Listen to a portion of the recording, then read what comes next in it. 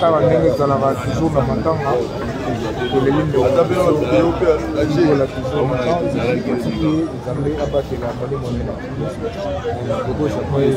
Maman Charlotte Pigeon à London, Ibrahim Yanzambe Pesantango toujours. Mes condoléances na bino, mes condoléances na biso tout.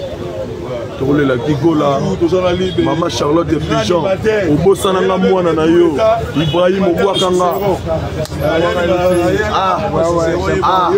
Pesantango toujours, Tozali, awa tozo représenter Pesantango.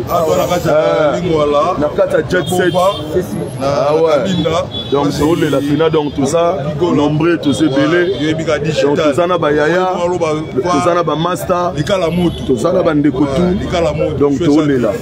Pesantango.